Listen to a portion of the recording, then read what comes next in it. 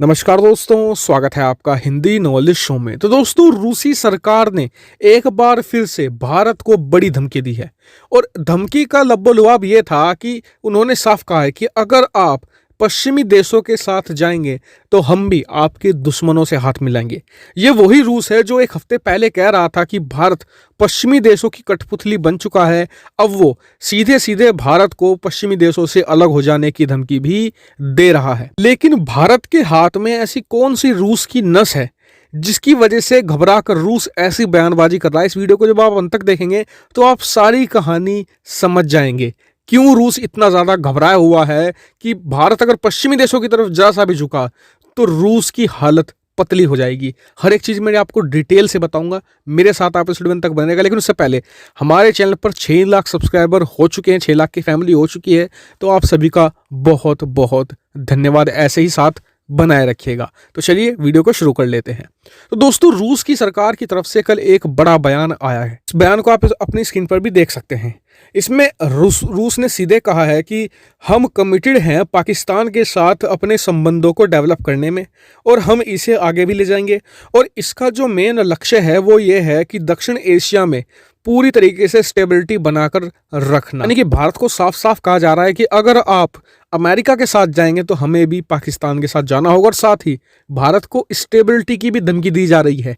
ये सबसे बड़ा चिंता का विषय हो सकता है भारत के लिए। तो अब जान लेते हैं कि रूस की कौन सी नस भारत के हाथ में है जिसकी वजह से सब कुछ हो रहा है। देखिए, रूस आज की तारीख में इकोनॉमिकली बहुत ही ज्यादा खराब स्थिति में है। अमेरिका को चैलेंज नहीं दे सकता। ऐसे में उसका एम ये है कि चीन के साथ मिलकर एक ग्रुप बनाया जाए जो अमेरिका को टक्कर दे और अमेरिका के सहयोगी को टक्कर दी जा सके। ऐसे में रूस का सपना ये है कि चाइना फाइनेंशियली बहुत स्ट्रांग है, ऐसे में चाइना को साथ लिया जा सके, पाकिस्तान और तुर्की उसके साथ आ सके और ऐसे में एक ग्रुप का निर्माण हो जो अमेरिका और अमेरिका के जो पश्चिमी सहयोगी हैं उन्हें टक्कर दी जा सके। लेकिन यहाँ पर एक पेंच फंसा है।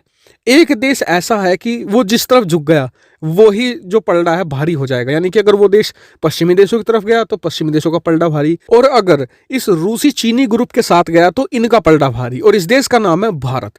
भारत दुनिया की चौथी बड़ी सबसे शक्तिशाली सेना रखता है। इसके अलावा हमारे पास बहुत ही बड़ी इकोनॉमी है जिसकी पोटेंशियल भी बहुत ज़्यादा है, यानी कि आने वाले समय में भी बहुत बड़ी हो सकती है।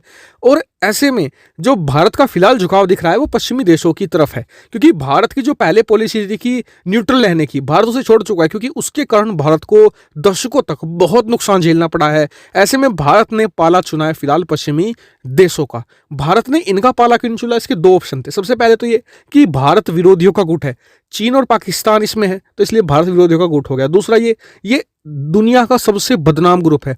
पाकिस्तान कितना बदनाम है, और इसके अलावा हम बात करें चीन कितना बदनाम है दुनिया में, इसके अलावा रूस बदनाम है दुनिया में। तो ऐसे में भारत की इमेज खराब हो सकती है। और तीसरा आखिरी कारण, इन देशों में कोई ऐसा पोटेंशियल नहीं है। तीनों देशों की आर्थिक हालत बहुत खराब है। सैन्य तौर पर भी रूस को छोड़ दे तो बाकी सभी देशों की हालत बुरी है।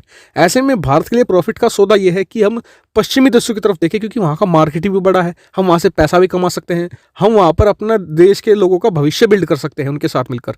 और ये बात रूस को भी पता है कि जहां चीन पाक होंगे वहां भारत नहीं आएगा। ऐसे में रूस की स्ट्रेटजी ये है कि भारत न्यूट्रल रहे, ना पश्चिमी देशों की तरफ ना ही इन रूस और चीन के ग्रुप की तरफ। तो इसलिए भारत न्यूट्रल रहेगा। तो इससे दूसरा फायदा ये होगा कि भारत रूसी हथियार भी खरीदता रहेगा, जिससे कि रूस को अरबों डॉलर कमाता रहेगा। क्योंकि आपको पता होगा कि 2019 में भी, लास्ट ईयर भी, भारत ने अपने जरूरत के 55% हथियार अकेले रूस से खरीदे हैं। ये मार्केट भी छीन सकता है अगर भारत पश्चिमी देशों की तरफ चला जाता है। तो इसी को देखते हुए रूस ने रणनीति अपनाई है अटैक की, क्योंकि कहा जाता है कि attack is a best defence. तो ऐसे में उसने भारत को अटैक करना शुरू कर दिया है अभी बयानों के जरिए कि भारत तो पश्चिमी देशों की कठपुतली है, हम तो पाकिस्तान के साथ अपने संबंध सुधारेंगे, हम चीन के साथ अपने संबंध सुधारेंगे, ताकि भारत पर प्रेशर आए। उसे पता है कि वो भारत पर डिपेंडेंट है। भारत हथियार खरीदता है तो उसकी डिफेंस इंडस्ट्री खड़ी है, क्योंकि चीन तो उससे खरीदता ही नहीं है। तो इसीलिए वो भारत को डराने की कोशिश कर रहे हैं कि आपने ऐसा किया तो हम पाकिस्तान के साथ चले जाएंगे, जिससे कि भारत डर जाए और पश्चिमी देशों के साथ इंगेजमेंट कम कर दे। ये उसकी स्ट्रेटजी है। लेकिन रूस को भी इस बात का पता है कि अगर वो पाकिस्तान के साथ जाएगा तो उसके हाथ कुछ नहीं लगने वाला, ना ही चीन के साथ जाने पर, क्योंकि चीन तो रूस से कुछ खरीदता नहीं है, खरीदता है तो छोटी संख्या में खरीदता है और फिर उनकी कॉपी बनाकर खुद ही बेचने लग जाता है।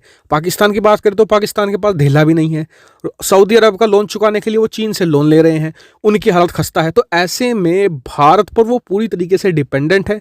ये इन स्ट्रेटजी से कुछ नहीं होने वाला सिवाय इसके कि भारत और रूस के संबंध खराब हो जाएंगे। मैं रूसियों से सिर्फ इतना ही कहना चाहूंगा कि जब पाकिस्तान के साथ पूरा पश्चिमी वर्ल्ड खड़ा था जिसके पास पैसे की कमी नहीं थी, अमेरिका खड़ा था जिसके पास एक से एक हथियार थे, तब वो भारत का कुछ नहीं बिगाड़ पाए। आज बात करें हम रूस की, तो रूस एक उजड़ा चमन है। अगर वो चला भी जाता है पाकिस्तान के साथ तो भारत का कुछ नहीं बिगड़ने वाला है। हालांकि आपका क्या मानना है इस पूरी जो डिटेल्स मैंने आपको रिपोर्ट बताई है, कमेंट करके जरूर बताएगा। साथ ही वीडियो को शेयर भी कीजिएगा और चैनल को सब्सक्राइब भी करना मत भूलिएगा। Thank you for watching video.